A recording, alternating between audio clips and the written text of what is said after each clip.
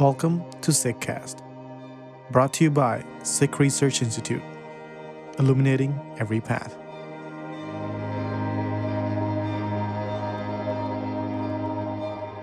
Introducing Paigham-i-Goya, Expression of Love, new translations of a selection of ghazals from Bhai Nand Lal Goya. Today's podcast begins with the recitation of Bhai Nand Lal's ghazal in Persian, followed by a new English transcreation, the result of a unique collaboration between Dr. Fatima Fayyaz and Dr. Nadhra Khan of Lahore University of Management Sciences, Damanpreet Singh, writer and graduate student, and Inni Kaur of SikhRI, followed by a discussion between Daman and Inni about the beauty of the ghazal and the transcreation process.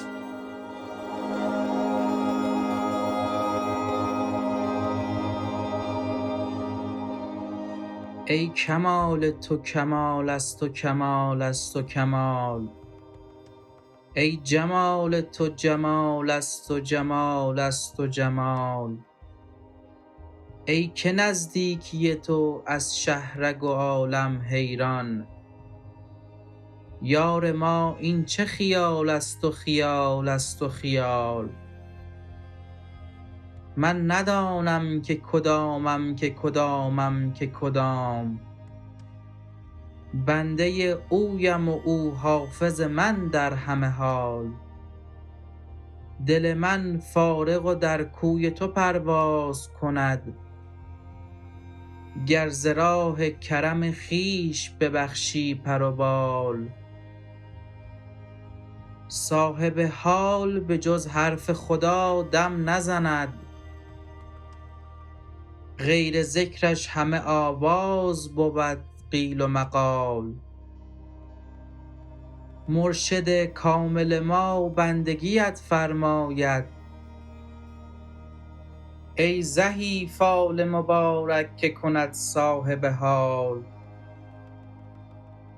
بی تو یک دم و نفس هست مرا همچو سال، این وبال است و وبال است و وبال است و وبال، هر که گوید تو چه باشی و چه گوید جز تو، گشت حیران همه عالم همه در عین جمال.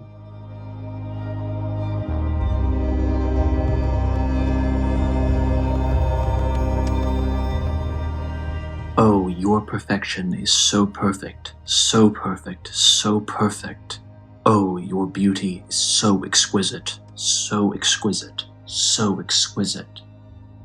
Oh, you are closer than the jugular vein, yet the world is confounded, oh my friend.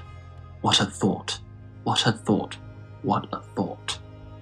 I do not know who I am, who I am, who I am. I am his servant, and he protects me at all times.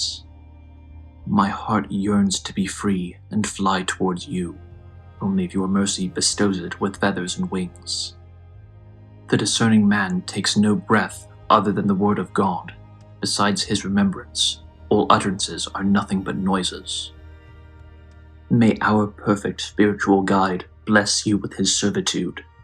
How fortunate is that omen that turns you into a discerning man. Without you, each moment and every breath seems as long as a year. This torment is hard to bear, hard to bear, hard to bear. Everyone who asks about you affirms nothing but your presence. The entire universe is amazed by your ever-present ultimate beauty. Guru Fateh Ji, this is Inni Kaur in conversation with Damanpreet Singh on Ghazal number 52 from the Bhai Nand Lal collection of Divan-i-Goya. Welcome, Daman, and what a treat we have in store today for our listeners. I mean, this particular ghazal, I really enjoyed, working on it for the podcast, and I loved the rhythm and the rhyme, so much so that I listened to it in the Farsi just to get into the flow of it. Before we go further, what is the repeated word in this ghazal? And I know it plays out so beautifully here. Yeah.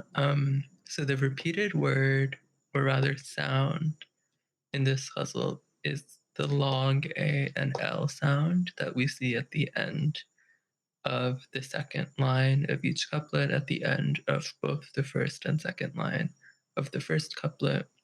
And what, as you're alluding to, what's interesting about this ghazal is that there are several lines where Bhai Nand Lal uses the same word in a repeated fashion to emphasize the perfection and the beauty, etc. We'll go through each line, but to emphasize the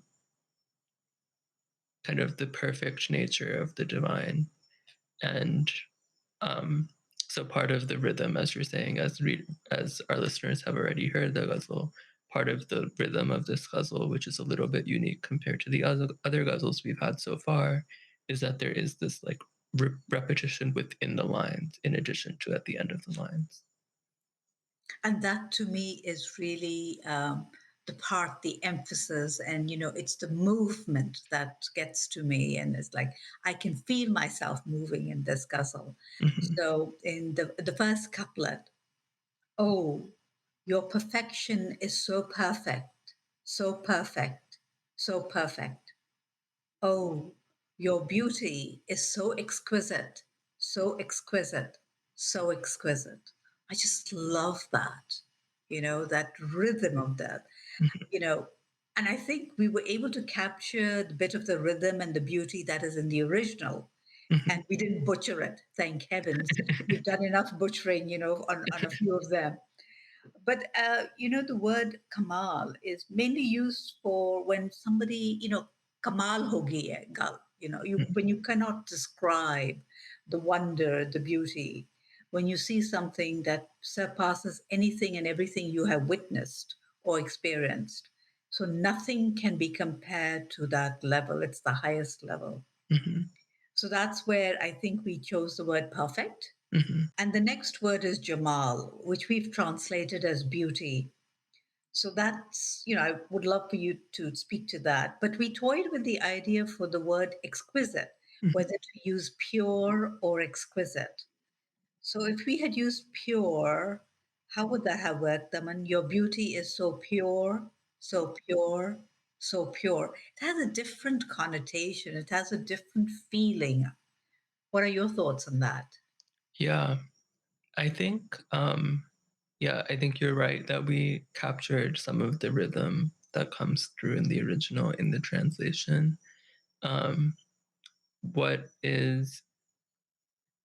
What was challenging in the English is because in the original Persian, as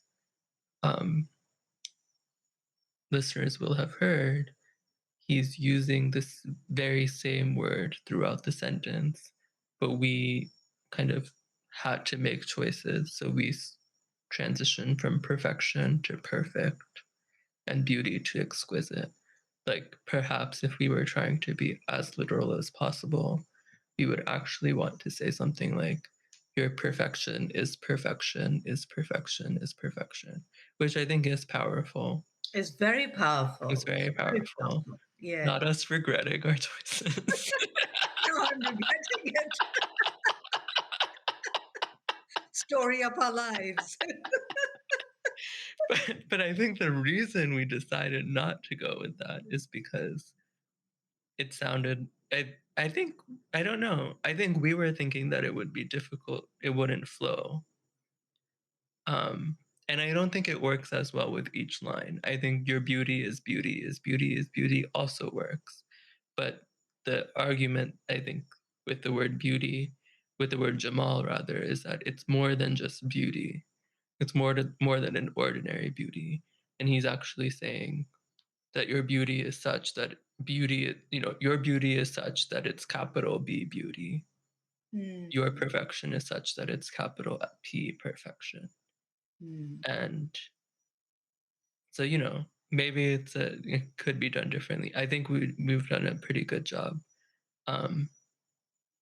Now I'm not sure. But now I'm not sure either. But right, so alternatively, is it your perfection is perfection is perfection is perfection. Your beauty is beauty is beauty is beauty. Perhaps, we can drop a poll in the chat and people can weigh in.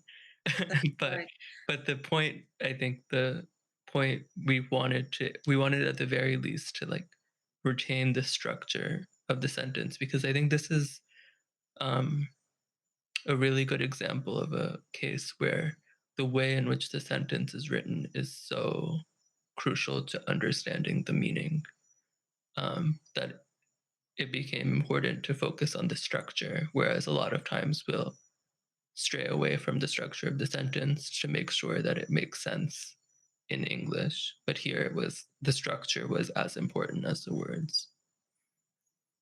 So we would do it. Your perfection is perfection, is perfection, is perfection. Your beauty is beauty, is beauty, is beauty. And those are very powerful statements. Mm-hmm. There's no ambiguity there. He's declaring. Right. It's a declaration. So now I can understand when we've done it this way, how couplet 3, I think, connects with this, because he's already laid out there's no question. I mean, he's just laid it out there, what the divine means. It's just perfection and its beauty, both with capital P and capital B. Mm-hmm. Wow. So we come to the second one. Oh, you are closer than the jugular vein, yet the world is confounded. Oh, my friend, what a thought, what a thought, what a thought. Now, I feel this couplet is being addressed to the reader. Mm-hmm. But what struck me was Goya's depth of knowledge of Islam. I don't know why it should strike me. Of course, I know he is that. But in this particular couplet, it comes out loud and clear. I mean, there are references in the other ghazals, but in this one, here we're getting glimpses of it in a very powerful way. Like he wants to get his thought across to a particular audience. And by using a saying, by putting a saying from the Quran, which goes something like this: when God says, I'm closer to you, this is something in the Quran, I believe it is, when God says to you, I'm closer to you than your jugular vein. Mm-hmm. Yet the world is Heran, right? Mm-hmm. The word is Heran. Heran is when you're overwhelmed by something so majestic and powerful, you're also surprised, you're also astonished. But because this couplet is being addressed to every living being, we could probably simply, if we had to put it, the world is wondering about you. If only they understood you. If they only understood you are closer than the jugular vein. Mm-hmm. You are so close to us, yet the world is a Heran. So we are unable to see this reality, and we find ourselves so far away from this entity, this force, this divine, this divinity. Mm-hmm. So, I found that the Islamic context, particularly when he's referring to I think it's a hadayat, that it's very much there in the Quran. So I think I have a question. So we'll see the word Heron again at the very end of this ghazal, and we've translated it a little bit differently in both places. Mm-hmm. As you're explaining it, it suggests astonishment and amazement and wonder and being faced with something that's absolutely amazing that one can't make sense of, perhaps. And so I think we'll get back to the word heron, and whether the word confounded suggests all of that is up for debate, but that's kind of what's suggested with the original word. I think you make a really interesting point about thinking about who his audience might be and what kind of references he's making use of. And we've seen this in the past where he'll make use of, like he'll talk about the the Garden of Paradise or the Bridge of Sirat, right? He'll use references to that would be familiar to, Lou Fenwick's argument is that he's writing to Sufis, but that would be familiar to the broader within the broader context that he's writing in, which is the 17th century and so forth, and is kind of making use of these images from these Islamic images to make an argument while also engaging these images, but while making an argument for perhaps a slightly different understanding of the divine, or engaging these images to convey his experience of the divine, which is not quite the Sufi experience. He's using these Sufi tropes, but is not quite the same as the Sufi experience of the divine that he's encountering. So I think that's really important to note. I think I have a question here, which I started to say and then I didn't finish. But I'm wondering, so in this couplet, are you interpreting the world to mean like people at large? So he's kind of talking to the divine and saying, you're closer than the jugular vein, which I had to look up, which is, the vein that goes from your neck to your head or whatever, right? Your absolutely crucial vein that sustains you. And the divine, are closer than the jugular vein, which also, as you're noting, Inni, comes from the Islamic tradition. Yet the world is confounded. Yet the world is...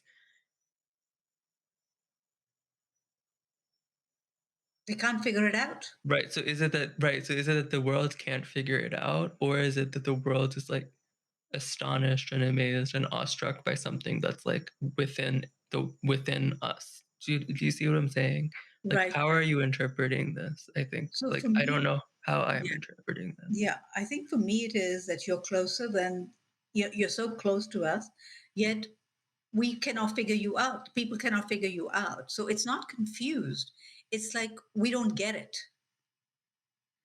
Because, and then he says, what a thought this is, that you're closer to us, that this vein, but we can't get it. But this is a powerful thought that you're that close to us. Mm-hmm. So close that you're within. Yeah. And so that second line, tell me, because we've translated as, oh, my friend, what a thought, what a thought, what a thought. So how it worked with, it was following the pattern, the couplet, the first couplet. So if you had to do it in the literal, what would that be? Yeah, this one we stuck with the literal. Oh, we stuck with the literal. Yeah, okay. Because we used the same word throughout. So, right, Yarma, oh my friend. Maybe I would want to have a discussion with the rest of the team about, there's a word here, in, which means this. So perhaps it would be like, what a thought this is, what a thought this is, what a thought this is. I think it's implied in the English without that that's what he's referring to the thought that comes in the line before. But I think it's interesting, right? Because the word heron has so many meanings that it seems to me, right? It's both like the world isn't, we as the world are not able to figure it out, that you actually are in fact closer than the blood that keeps us alive.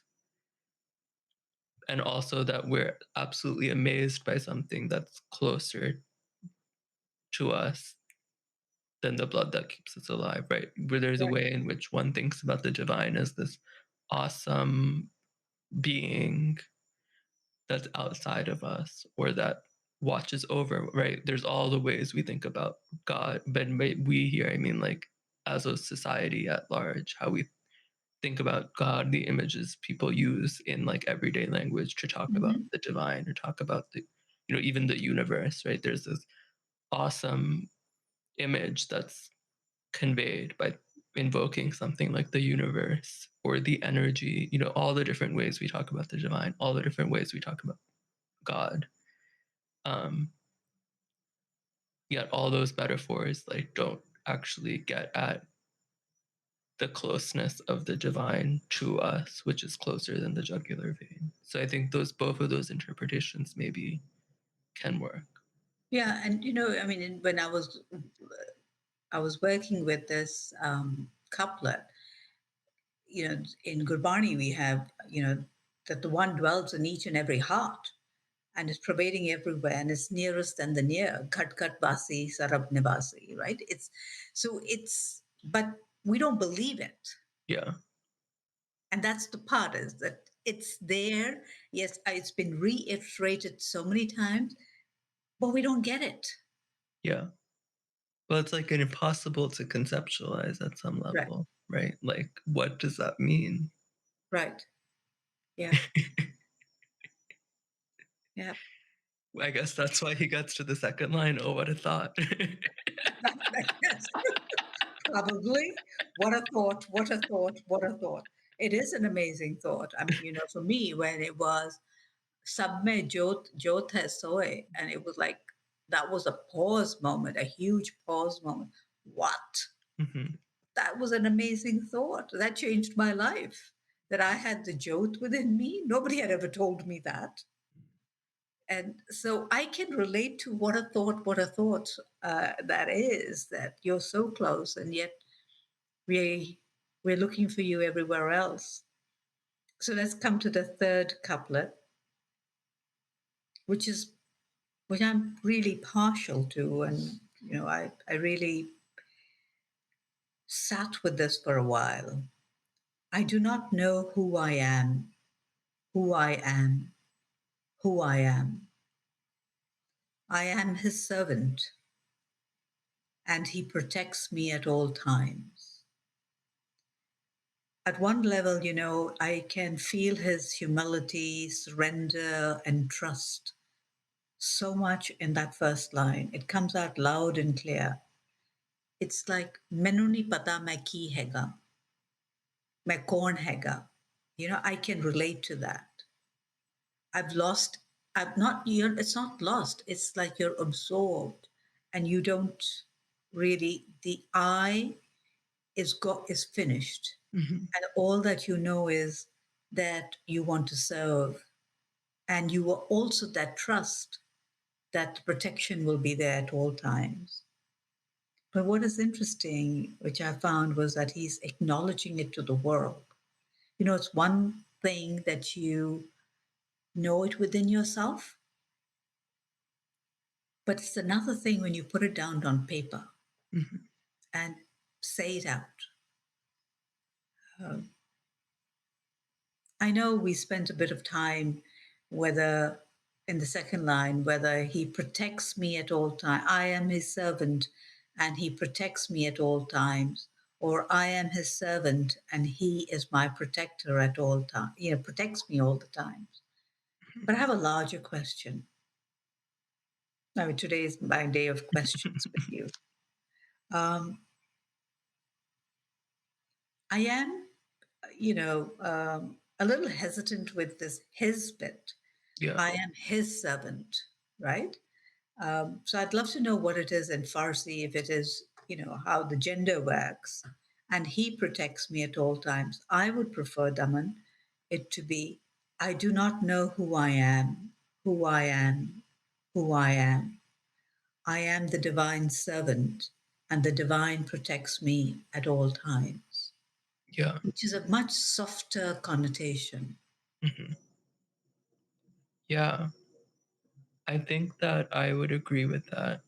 I would agree with either going with the divine or the kind of gender neutral in English, which we would use perhaps I'm their servant.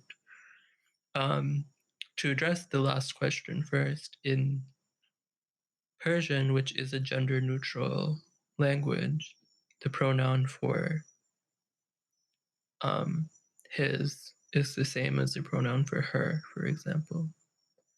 The reason we made the choice to use the he and his here is because in a later couplet in this ghazal, we'll see him referred to him being Bhai Nand Lal, referred to the divine as Khuda. which we've translated as God. And I think that my personal argument would be that because Persian is a gender neutral language, even though classically we might translate Khuda as God and use he him pronouns to refer to Khuda or God, because Persian is gender neutral, it would, I think, be entirely acceptable to say I am the divine servant, to like circumvent the problem altogether, or to say I am their servant, personally. But typically Khuda is translated as God, and the pronouns he and him are used in the English, which is why we've made this choice. The servant versus protector. So the first thing to note is the word that we've translated as servant is bande, which, is also, we've seen a lot in Bhai Nand Lal's work, we know from Gurbani, but we've translated bandagi as reverence, bondage in the past. So the most literal translation of bande, of course, is slave. We've used the word servant, and I think that the argument for we chose to use protect instead of protector because of just flow. In terms of it works better in the English to say I am his servant and he protects me at all times. But in the original Persian, there is a parallel structure in the line where it's the literal would be, I am his servant and he is my protector at all times. So, it's servant and protector. He's using the noun form in both. So there's kind of like a parallel, which we lose in the English when we use protect, but it is like flows a little bit better, I think. But perhaps, you could also then say, I am their servant and they are my protector at all times. Or you could say, I'm the divine servant and the divine is my protector at all times. I think all of those would convey what's being said in the original. I think I agree with you that this couplet is really powerful in terms of there's like this collapse of, who I am and who am I? It's actually, I'm simply the slave or the servant, and they are my protector. Yeah. Yeah, I really, it was like I could feel the melting of Bhai Nand Lal as he was writing this. It's that moment where the head falls, and there is that, you begin with, you are perfection, you are beauty, you're closer to me than the jugular vein. And then it is, you come to here, I really don't know who I am. All I am is your servant. And all I want to do is to serve you. And I know you are my protector. So that thought that is flowing is very powerful. I feel I am in that, like the river is flowing. I mean, in that river that I am, I can feel the flow of this one. So, Daman, I come to the couplet number 4. My heart yearns to be free and fly towards you, only if your mercy bestows it with feathers and wings. So I love this line, my heart yearns to be free and fly towards you. I don't know really what more I can say about this couplet. I guess it's both my desire to be free and to fly towards you. I look at that, or I feel that, or I sense that this is about grace. But then this word mercy, only if your mercy bestows it with feathers and wings. So I'm curious about the word mercy. What is it in Farsi and how have we translated that word? And what are you getting out of this couplet? Okay. So yeah, I think you're right. I think the word mercy could have been easily translated as grace, as you're saying. The root in the Persian is baksh, which we also have in Punjabi, which I think does have the suggestion both of being granted or bestowed mercy, Yeah. or being graced. Mm-hmm. And we did use the verb bestowed in this translation as well. But yeah, I think the way that Fatima explained it to us and the way we might interpret this is there's kind of a sense of his heart. So he starts with his heart desiring to be on the path of the divine, of yearning to be free and fly towards you, the beloved. But this can only happen with grace, with mercy. This can only happen if the beloved themselves allow me to be on the path. Lovely. Right. So I think that's where the imagery of like my heart is yearning to be free and to fly. And to fly, I need the wings and I need the feathers. And only you can give me those feathers and those wings. And I think there's, from what Fatima was telling us, this is imagery we also see in Rumi and Hafiz. So again, we have a Nand Lal kind of deploying imagery that would be kind of well known for those who are versed in Persian poetry. This image of the bird who's kind of trapped in the cage of the world, or trapped in the body, who's yearning to be able to be free and to fly on the path of the beloved. So the feeling that I was sensing that this was about grace, it really is. I think this is also, I can long for anything that I want, but it's only you who has, first of all, put this longing in me and then is making me walk. Mm-hmm. It's all about you. Even my longing is because you have put that in. Mm-hmm. Yeah. It's so beautiful. Right. There's almost no outside. Everywhere I look, I see you, or whatever, right? Right. Another line. You're also, as you were talking, I'm reminded of these two lines. My God, I always do this.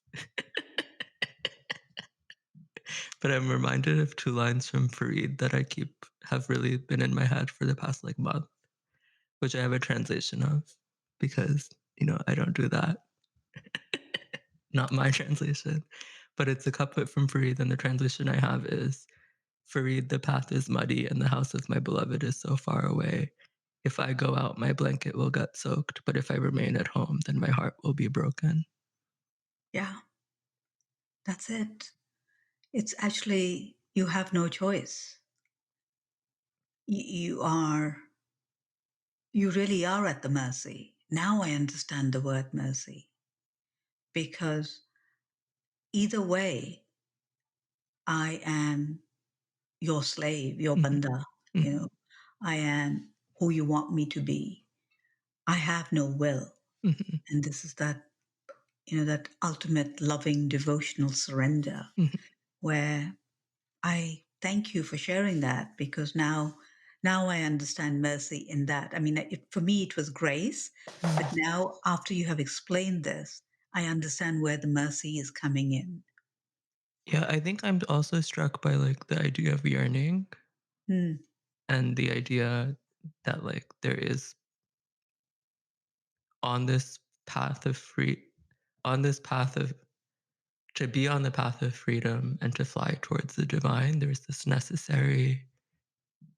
pain that always comes with it, right? The path is muddy and the house of my beloved is so far away. And if I go out, my blanket will get soaked, right? It's not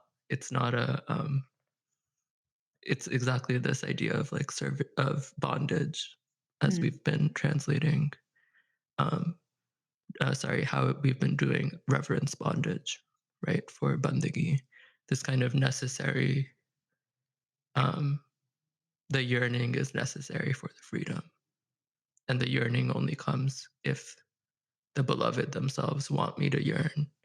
Yes. And the freedom only comes if the beloved themselves gives me the feathers and the wings. Yes. But then it all comes down to, it's hukam, right? In hukam, this yearning has been put in. In hukam, everything is happening. So when I surrender to that hukam and I'm in that awareness, there is then no tension. And you just wait and you just you are and you do whatever it is, but in that awareness. So there is no pain. Right, because if you don't, your heart will be broken. Yeah.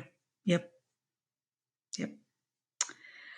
Another one, beautiful one, by Bhai Nand Lal, our favorite Goya, the poet. He is something else, isn't he? Captures the heart, and just when you think it couldn't get, he couldn't churn it more, or he couldn't squeeze it more, he does it again. And I think with this couplet for me, it's like, oh, really? Yes. Yeah, and It I is think so close to my heart. I think the other thing is that we've, I think, both experienced is even as we've now spent over a year on each of these ghazals, there are some couplets I feel like I still don't understand, or some that I do feel like I understand. But even then, when we discuss them again, I'm like, oh, I actually didn't understand it. Or, oh, actually, there's like a whole other way in which I should be looking at this. Right. Well, there is an understanding and then there is an experiencing. And, when you experience that, the flying, that your heart is yearning to fly, I think that for me was there. But this free was not there before. What does that mean? The flying bit I understood. And then, yeah. So it's, I think also when you look at it and you go through your own experiences and you relate to it. So there's a deeper understanding, but that understanding comes from knowing, from experiencing.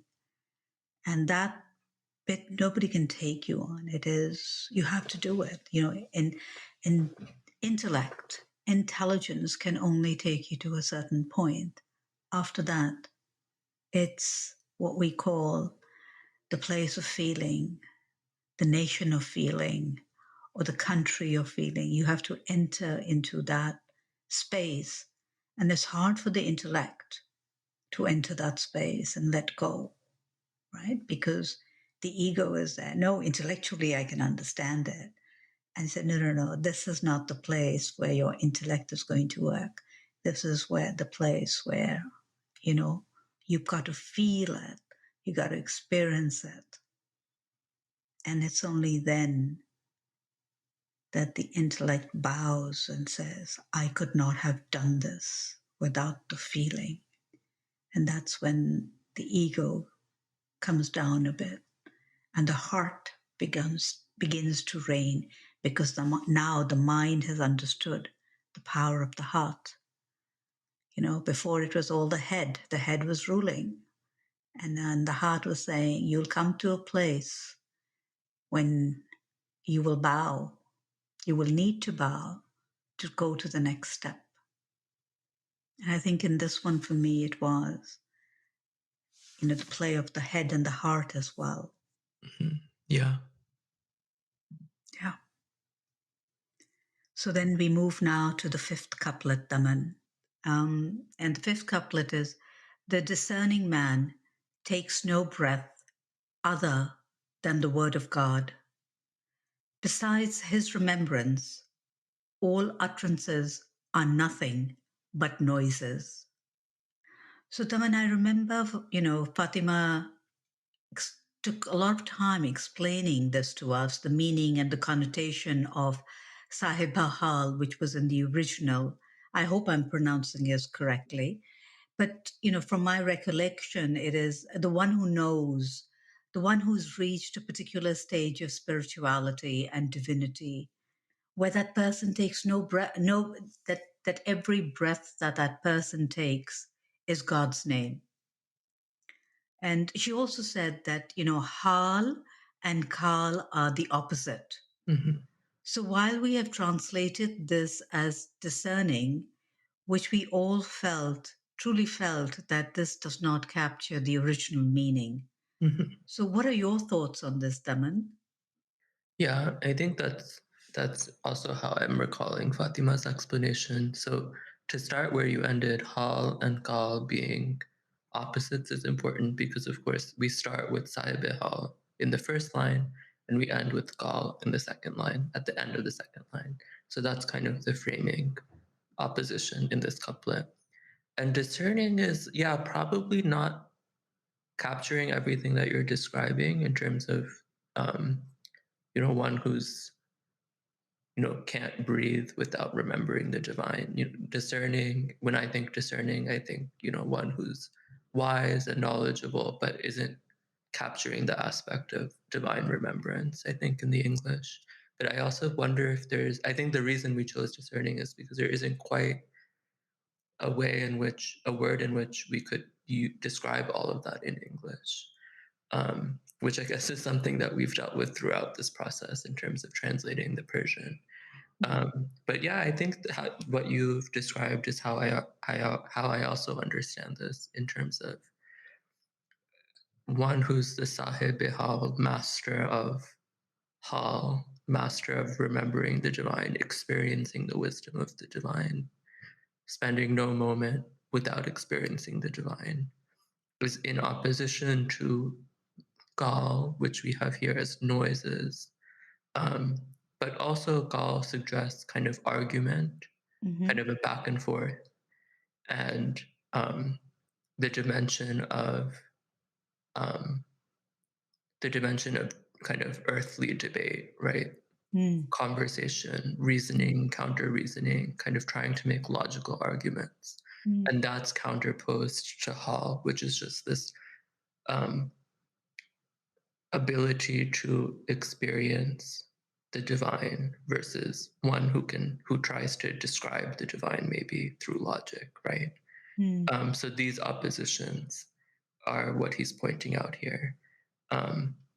So he's kind of one who experiences the divine, one who breathes nothing but the divine, versus one who, talks and chatters and makes noise and maybe tries to come up with rational explanations for the world and so forth. And that he's kind of dismissing because that for him isn't remembrance of the divine. That's something else.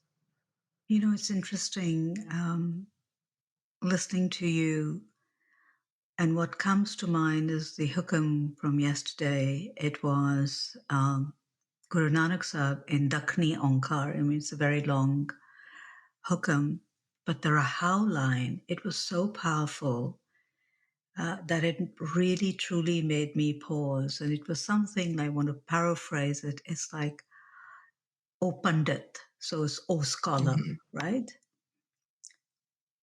Why are you writing about things that cause arguments, janjal, right? Cause tension. And in the next line it is, through the wisdom, through the Guru's word, through the Gurmukh, through the Guru's word, write about things, write about the virtues of the divine, of the one. Only that is worth writing. So this is really that all utterances are nothing but useless. And the Guru is also saying everything else, what if you're writing about things which cause arguments and cause people to get into confusion, why are you doing that? Here is a Pandit, here's a scholar. I mean, that really made me pause and think, what am I writing? Am I writing things that are causing people conflict? Am I creating tensions in them? Or am I just writing about the virtues, flowing from the teachings of the Guru? So this ghazal, this couplet, the share really made me, it's how connections happen throughout the day, is one thing leads to the other. And it's been with me for, this hukam has been with me because it really has taken an effect. And now listening to what Bhai Nand Lal is saying, all utterances are nothing but noises. Why bother even speaking if you're not speaking something which is going to be uplifting, which is service towards, to benefit, to bring someone closer to the divine? What is the point of speaking anything else but that? There is also a line from Farid that I think about all the time. I'm not going to try to say the Punjabi, but I think the translation is something about Farid reminding himself not to write against others, write poorly of others, etc. And then the second line is something about kind of turning to yourself. And he's like reminding himself, turn to yourself instead, or kind of evaluate yourself instead, or whatever. And I think about that all the time because I often fight the urge to just do the thing that we like to do, which is like critique, right? Just critiquing of others and so forth. Because that's pretty easy. And also there's a lot of opportunities to critique people in general. So I find myself thinking about that all the time when I want to, like, I don't know, be forceful about a critique that I have or something that I don't. Something that I don't think is right, whether that's like, and not just, I don't just mean this in the context of the Sikh community or whatever, just in general in my work. So that reminds me of that also in terms of kind of what is noise and what is actual wisdom. Right. But I just love this, besides his remembrance, all utterances are nothing but noises. Yeah, truly, it's something that will stay with us, I think, with both of us for a while. Mm-hmm. And I think it's important for the non-Persian speakers to reiterate kind of he starts with hal and ends with kal. The kind of the framing of the couplet is also really, really nice in the way it's worded in the Persian. Yeah. So then now can we move to this next couplet? Yes. May our perfect spiritual guide bless you with his servitude. How fortunate is that omen that turns you into a discerning man. So here he's speaking to all of us, to the readers. May our perfect spiritual guide bless you with his service. And we say that moment is auspicious, or that moment is that turns you into this. That where is that moment? It's so interesting. Like this entire ghazal, honestly, is like you're on a journey with him. I know we use the word omen, but when I looked at it, I thought about how fortunate is that moment, how auspicious is that moment. Your thoughts, Dam? So I would want to point out that the word servitude we've translated from bandigi. So that's a theme for listeners who've been with us month after month. We've seen bandigi a lot. We also just discussed it earlier in this discussion with bande meaning slave and bandigi meaning, some sort of bondage. I think it's really interesting as you're pointing out that he's talking directly to someone, or to the reader, but there isn't a sense of like separation between him having figured something out that the reader needs to figure out on their own. It's our perfect spiritual guide. So I think that's really interesting and significant. Is that there isn't a sense of like, what I think the question would be, or at least, one of the questions I've often had is like, what is the nature of grace? What is the nature of like capital K knowledge? Is it that, some people just like have the luck of having the gift of figuring out how to discern the divine secrets, and the rest of us kind of don't have that ability? Like, what is the nature of that knowledge?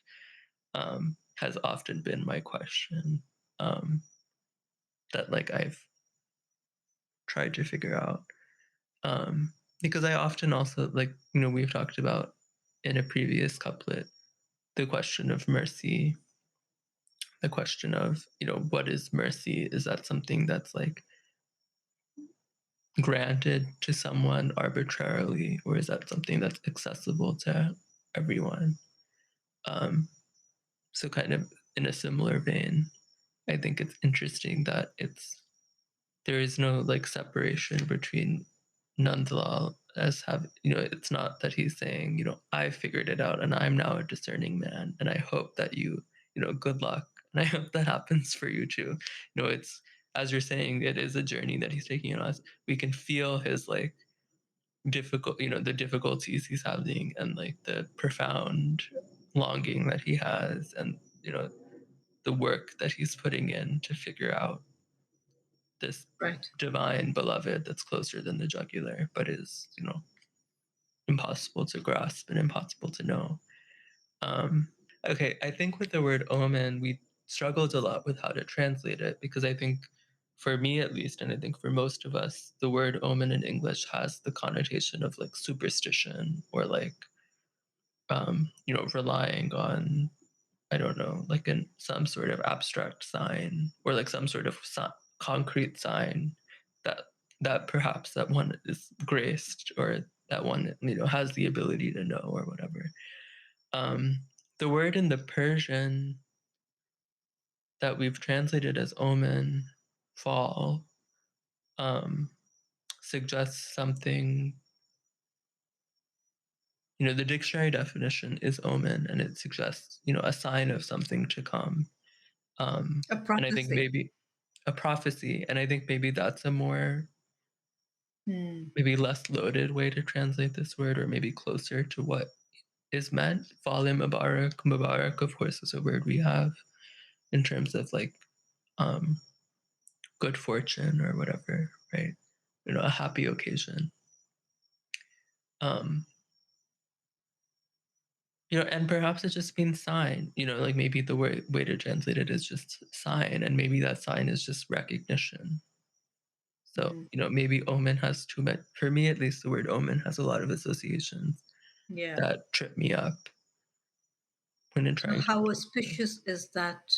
How auspicious is that prophecy that turns you into a discerning man? Even not fortunate, it's auspicious. Is that, what was that word you in Farsi when you were saying it in Farsi? It was Mubarak is the word. Mubarak. Is that it's like a congratulations. Mubarak is a congratulatory time. Yeah. And I don't know whether fortunate, I don't even know whether auspicious, has that, but there is some sort of a celebration in Mubarak. Right. Is it like a celebratory prophecy or, what is and prophecy feels very different from omen. Right. Omen is heavy. Yeah. Omen scares me a little bit. Also has all sorts of Brahminical connotations, right? That's the unsaid part of this discussion. It's amazing how words have baggage, right? Yeah. And I mean, it's similar, I think, to a much different degree, but similar to the slave question, right? The question of how to translate the word slave or bande or bandagi. As Sikhs of our time, we have to be on our toes. Yep. So we move to the seventh couplet, which is really, I don't know what to say about this one. Without you, each moment and every breath seems as long as a year. This torment is hard to bear, hard to bear, hard to bear. This is the condition of lovers, Daman, I just love the way we were able to capture the pain in the second line, that torment, the repetition, hard to bear, hard to bear, hard to bear. You can really feel that there. That without you, every moment, each breath seems so long. And this torment is just unbearable, unbearable, unbearable. Yeah, I think we've done a great job with this couplet. Nothing like patting ourselves on the back, right? All four of us. We can take a bow now. Thank you very much, Daman. But yeah, I agree with you. I think the word vabal which we've translated as hard to bear, also suggests something that's heavy, right? Like something that's physically heavy, something that's causing you pain. So this torment is painful, is painful, is painful. I think it's hard to bear. It's something that is burdensome, and it's like, if you're for me, this suggests like something that you're carrying day to day. It's kind of difficult to shed. I don't have much to say about this couplet. I think it's also, again, I think in terms of the seeing the complexities of his relationship with the divine, because it's this kind of fleeting moments of discernment or knowing or recognition. But even still, there is this kind of longing that persists, and this unknowability, even in the face of knowledge, etc., that I think is kind of interesting. We have glimpses, and the ones where the glimpses get more and more, then you want that more and more. Mm-hmm. So without you, when you don't have that glimpse, when you don't feel that presence, that becomes unbearable. And you get into this, what did I do? Why are you not there? Why am I not feeling your presence? So yeah, I can, there is a surrender, there is everything, and he's experiencing a lot, but this continuous presence is when you reach a stage, is that when you want, that when you desire, and when that is not there and you know it. Yeah. That's where the torment begins. That this is hard to bear because you've tasted you've tasted the presence. You know what that rasa is. You know what that state is. So when you don't experience it, that torment is something else. It's like, basically, I don't need to live this way because if I can't have you, life's not worth living. If I can't feel your presence, if I cannot be in that moment, and then it's the settling down, whatever else. But this torment is a very, very important stage as well. Mm-hmm. And this is also the part that keeps you, like who you said, on your toes, but humble. It's not all about you. It's really about grace. It's really about something else, right? Yeah. It's also the reason I find myself wanting to escape to the mountain. But no, Puran Singh told us that's not the right form of Simran. Nope. Guru has told us in Sit Ghosh, you've got to be in this world, honestly. Otherwise, I would be up in the mountaintop. I would have just been there and been quite happy. But this whole part of being, dragged into this, I mean, that's my pet peeve with Guru. We're going to have a conversation at some point. Really, does this world thing really have to do? Why can't I just not be up in the mountain? It's so much easier. At least I think it would be so much easier.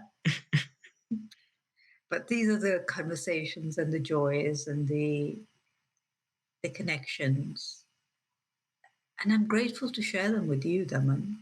It's not a conversation you can have with anyone, and in a way that they don't say, okay, when do we lock her up? At least you haven't said that to me, so I'm grateful for that. So we come to the last couplet, which was a bit unusual. Mm-hmm. Everyone who asks about you affirms nothing but your presence. The entire universe is amazed by your ever-present ultimate beauty. This one is so exquisite and for me so true. I think we can all relate to it. We all want to know, is there a divine? Is there a force? Is there a God? Is there a Khuda? Whatever it is. But actually, there's nothing that can be said that it is this or that because it is the unutterable narrative. Mhm. It is an experience. And the ones who have experienced it, they are the ones that write or sing or relate it. But it's their experience, it's not ours. And the last line really takes me back to Asakivar, where it's all about Vismad, the wonder of everything around me, like the entire universe. And I'm looking at, the entire cosmos. Like every living creature is amazed with being in this cosmos. It's it's that beautiful. And what I found was really interesting was your ever present ultimate beauty. So it's just not there, it's ever present. Mhm. It's that continuous. And to be in that state where you are constantly amazed in the state of wonder with this constantly ever present unfolding beauty 24/7 when you can see that and be in that, in awe of that Qudrat. And that's when the head bows automatically. But I'm interested because so far, every ghazal of his, the last couplet, he's always used his name. Mhm. And in this one, he has not. Yeah, it's a strange thing. I will note that while he doesn't use Goya, his pen name, that we've seen in every other last couplet that we've translated as part of this series, at least, he is using the same verb. So Goya literally means, one who utters or one who speaks. And he's using the same verb from which Goya comes in the first line of this last couplet. So what we've translated as everyone who asks about you, we could translate more literally as everyone who speaks about you. He is using the verb to speak or to utter, and he uses it twice in this line. Both, what you've translated as everyone who asks and affirms nothing. Maybe we could say, everyone who speaks about you or everyone who utters your name utters nothing but your presence, or everyone who speaks about you speaks nothing but your presence. I like that one much better. Everyone who speaks about you, because there are lots of ones who say, those are the ones who speak from their experience and they affirm nothing but your presence. Yeah, so that that would be another way to do it, and that is both more literal and also, if you're a Persian, if you're listening and you know the Persian, you would pick up that he's using the verb that from which his pen name comes. So it's kind of an interesting thing, that a choice that he's made here. I don't know if this makes it, like, formally speaking, not a ghazal, because it doesn't have his pen name. I would be interested to ask someone like Fatima what she thinks. But he is still alluding to his pen name, even if he's not using it explicitly. Interesting. And so here the word is heran again, right? Yeah. Yeah. And we've used it, and we've translated it as amazed. Mhm. Because I Yeah. think it fits better here. Yeah. So we have confounded in the earlier use of the word, and now amazed. And I think, yeah, I wonder, the entire universe is confounded by your ever-present ultimate beauty doesn't quite work. I think amazed too doesn't quite work, because again, it does have this sense of like wonder and astonishment and amazement, but also, overwhelmed, confounded, maybe a little bit of shock, and so forth. A sense of encountering the unknown or encountering the unexpected. Hmm. Um, but we have that word is repeated, the word Hiran, and then we also have the word Jamal, which was in the first couplet, and the second line is again here. How he's using is the word he's using rather to describe the beauty of the divine. So we have two repeated words. I mean, from in the earlier first couplet, couplets. he really was defining the beauty, right? Yeah. Began with that, and then he's ending with it as well. Mm-hmm. So this was really, honestly, I mean, I think probably I've said this. No, I think one of the ghazals I said this was difficult to understand, Yeah. but this one was just such a treat, and such joy, and to feel that movement and be part of it was really quite a treat, and was, I would say, amazingly beautiful. Yeah. So thank you, Daman. So before Thank we you. sign off, anything you want to share?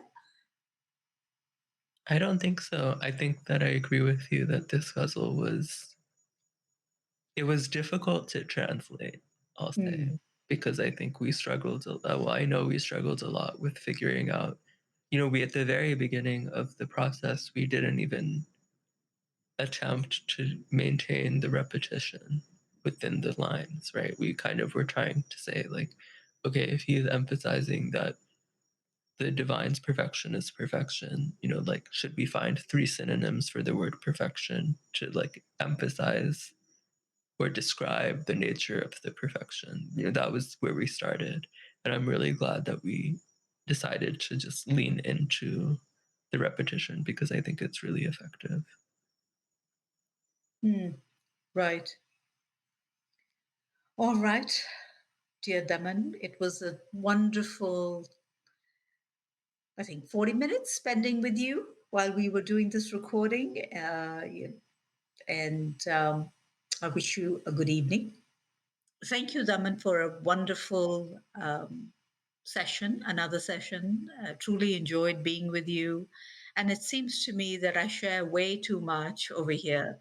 There is something called, I don't know what is it, oversharing. I think I'm guilty of that in this one particularly. I think on all of them. But you make it comfortable.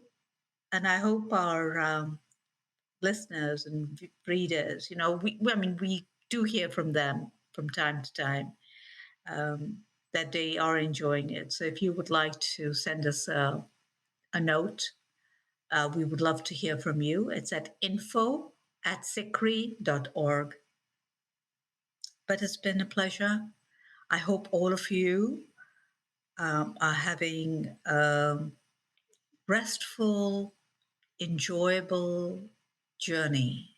I want to call it a journey because our readers have been with us now for a while, and it's been a journey into Bhai Nand Lal's world and the way he looks at things. And this particular ghazal, I feel that says a lot more than is not being said.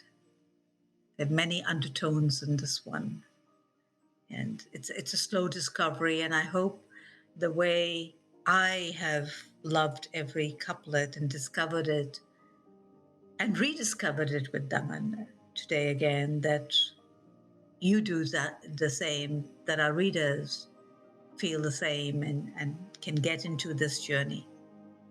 So, Daman, before I say goodnight to you, anything? Nope, that's all. Nope, that's all. All righty. So, Vaheguru Ji Ka Khalsa, Vaheguru Ji Ki Fateh.